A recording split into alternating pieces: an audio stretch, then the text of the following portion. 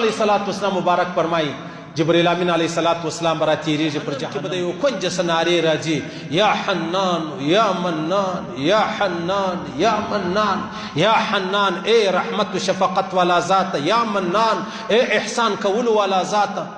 جبرائیل امین علیہ السلام چې خوش په ونیسي چې ای جهنم وګوره ای غږ وګوره دا څنګه دا خو د کافرانو ځای دی جبرائیل امین علیہ السلام براشي تر عرش لاندې به الله ته پر سجده شي الله به ورته سر راپورته کوي خیر الله پر څه خبر ذات دی خبیر و علیم ذات دی علیم و خبیر ذات دی خیر وای الله داسې پر جهنم را تیرېدم داسې یو چا مې غږ واورېدی د یا حنان و یا منان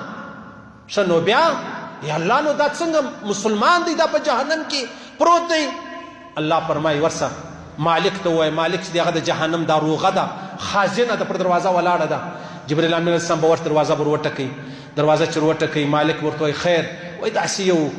جهنمي دی دالته په جهنم کې دی یا حنان یا منان وای دا را پیدا کړه پیغمبر علیه السلام فرمایي دا مالک فرشته په جهنم کې جهنمیان دی پیژني لکه مور چې خپل اولاد پیژني خو دغه مالک ورپسې وګرځي نشي پیدا کولی بیرته به جبرائیل امین علیه السلام ته وایي ما ته نه رمالمیږي اور دی نه انسان معلومیږي نه ډبر رمالمیږي نه یو اوسپنه معلومیږي ګرد سره ګډوډ دی بد حال دی د جهنم اور دی جبرائیل امین علیه السلام به راشي بیا به د الله تر عرش لاندې پر سجده شي الله به ورته وایي چې ولې څه دی کوي سړی الله په خبر ذات دی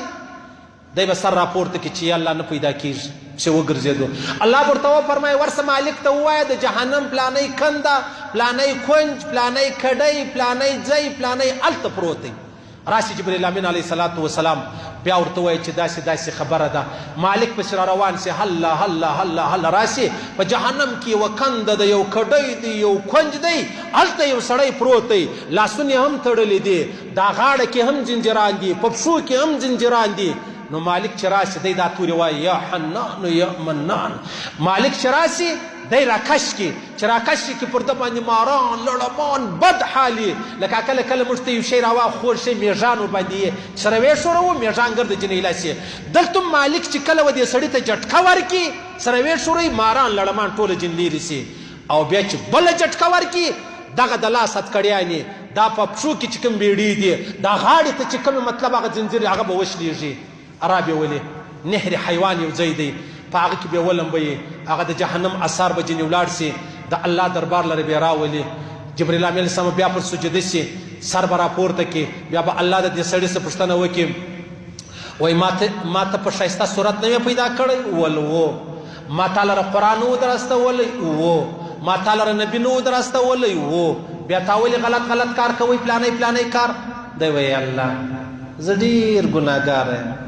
یا الله ما تا ته ډېر امید درلودی چې تا به زه بخښلی یم ته به ما وبخښې زه په دار عالم ستا دربار لره الله ورته وفرمایي وایي پروا نه لري فرشتو تاسو ګواه اوسئ چې دا سړی زه په خپل فضل باندې جنت ته رااستوم نو بیا په خپل فضل و احسان به الله دا سړی جنت ته راواستوي چې کله یو سړی د جهنم راخلاص شي پر تندي به لیکلی چې دا جهنمي راخلاص شو بیا به دا جنتیان وایي او جهنمي هغه دی جهنمي هغه دی و الله ته وژاړي چې الله دا خلق ما د جهنمي په نامه بولي پیغور راکوي الله ورته وفرمایي ورسه نهر حیات په هغه کې یو غوټه ولګوه چې هلته دی غوټه ولګوي په دې اوبو کې چې راپورته سي هغه تندي باندې چې جهنمي لیکلی و هغه به هم ځینې لیرې سي بیا به الله پاک جنت ورکړي په چشمې ورکړي یا حنان یا منان علما فرمایي دا اسم اعظم دی په دې کې اسم اعظم چې دی هغه ستا